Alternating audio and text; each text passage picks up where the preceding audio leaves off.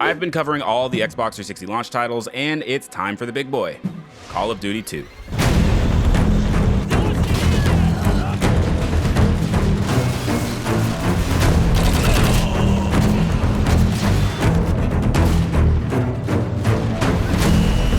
I know Call of Duty, you know Call of Duty, everybody and their boomer grandparents knows Call of Duty. Playing Nintendo is not a job. Playing Call of Duty is not a job. The series got its start as a PC-exclusive World War II shooter in 2003.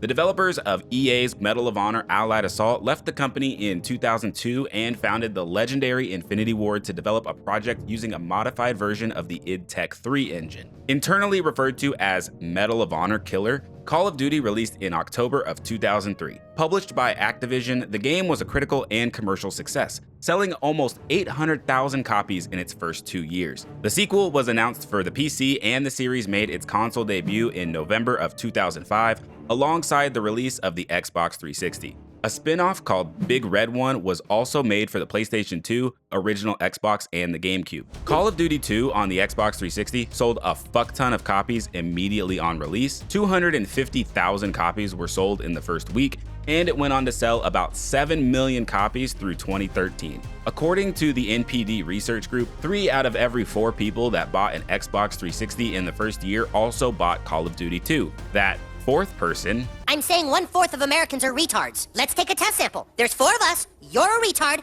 That's 1/4. if you weren't playing Madden, being disappointed by Perfect Dark Zero, or suffering through the headache-inducing Quake 4, you were playing Call of Duty 2. Built on a budget of about $15 million by a studio of roughly 75 devs, numbers that wouldn't even come close to being called AAA in 2025, the game grabbed everyone's attention as a true next-gen experience. The Xbox 360 version might not have looked as good as its PC counterpart, but this looked incredible compared to the other World War II shooters of the time, like Medal of Honor and Brothers in Arms. With tight combat, a snappy ADS system, a fast time to kill, punchy sound effects, gunplay, and movement, the game quickly took off with players on the Xbox 360. Even though it's missing some of the quality of life features that we've come to expect in the years following, it laid the foundations for what would follow in the entries later in the series.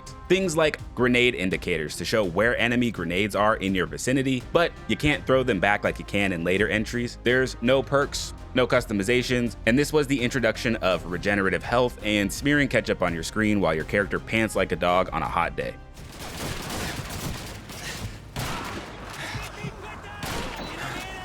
Playing it in 2025 is like riding a bike. It all just comes right back to you.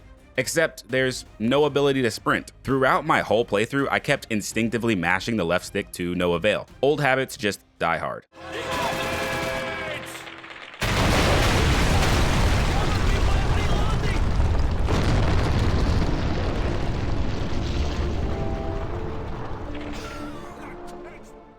For the story mode, you'll play 3 different campaigns. Starting with the Soviets, you'll assume the role of Private Kozlov in the defense of Mother Russia from the Nazi advances into Stalingrad. Then you'll take control of a British Armored Division Sergeant John Davis during a campaign in Northern Africa against Rommel's forces.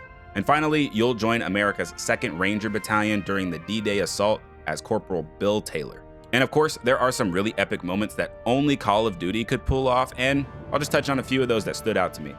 As the Russians, you'll be sneaking through the pipelines at the railroad station as bombers fly overhead, getting the drop on unsuspecting Germans as you rain death from above, and fearing for your life as the bullets come flying through the sides of the pipelines.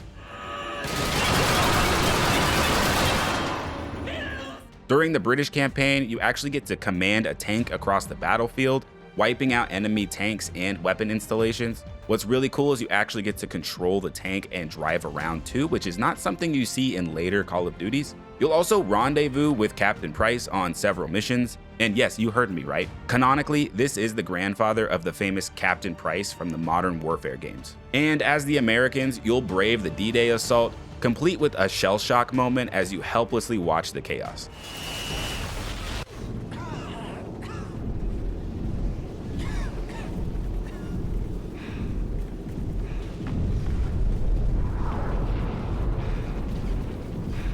And in a later stage, the Rangers put their lives on the line to swarm up Hill 400, directly into enemy fire, through minefields, barbed wire, and mortars to take down the German artillery shelling Bergstein. Unlike the later entries in the series, it's just pure historical immersion.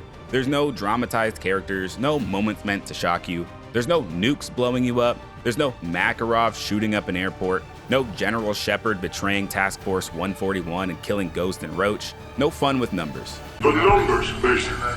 What do they mean? But the multiplayer was really where everyone was at.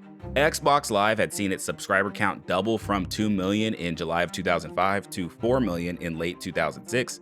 Halo 2 fueled the growth before the 360, but Call of Duty 2's 1.4 million copies sold between November and July helped it to explode after the 360 launch. It introduced matchmaking with a party and lobby system, and this was the introduction of TrueSkill, an early version of every streamer's worst nightmare: skill-based matchmaking. Even though it only sported 8 players total on the 360 compared to the 64 players available on PC, it was still a tremendous success that was enjoyed by many. This entry served as the blueprint for the console FPS juggernaut that Call of Duty would eventually become. With a single entry, it made competitors feel outdated, obsolete, and janky. The multiplayer numbers and the insane ratio of people that bought an Xbox 360 and Call of Duty 2 proved just how central it was to the early success of the Xbox 360. Even today, the mechanics feel timeless and it's a great experience. It's just a well-built game that also holds up technically, which can't be said about some of the other Xbox 360 launch titles. It's just wild to me that this released at the same time as Cameo, Quake 4, and Perfect Dark Zero. There's no doubt about it. Call of Duty 2 is the king of the Xbox 360 launch titles. Broadsword to King 5. We have your target. Commencing attack.